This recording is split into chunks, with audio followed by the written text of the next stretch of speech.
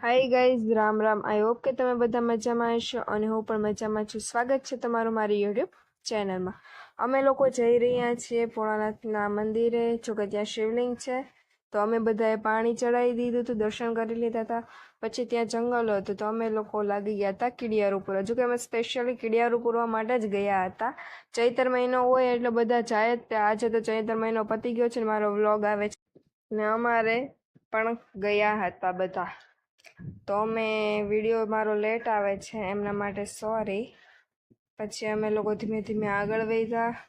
મસ્ત કીડીઓના રાફડાઓ હતા અને શ્રીફળ તો એટલા અમને રસ્તામાં મળ્યા છે ને કે જેટલા મળ્યા ને એટલામાં અમે કુલર ભરી ભરીને મૂકી જ દીધા હતા, કેમ કે ખાલી જ હતા બધા અને કીડીઓ બધું ખાઈ ગયેલું હતું. ને તડકો હતો ને તો કીડી બહાર ઓછી દેખાતી હતી, કોક કોક જગ્યાએ જ દેખાતી હતી. અને આ તો બહુ મસ્ત રાફડો બનાવ્યો હતો, કમળ ટાઈપ હતું. આવા ઘણા રાફડાઓ બનાવેલા હતા.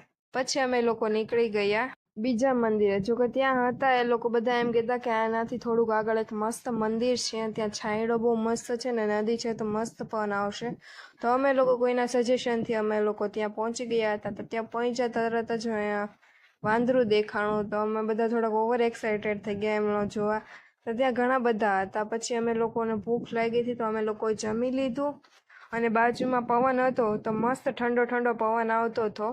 મીન્સ કે બાજુમાં નદી હતી અને મસ્ત ઠંડો પવન આવતો હતો અને ઝાડવા એટલા હતા ને કે છાંયડો જ છાંયડો હતો.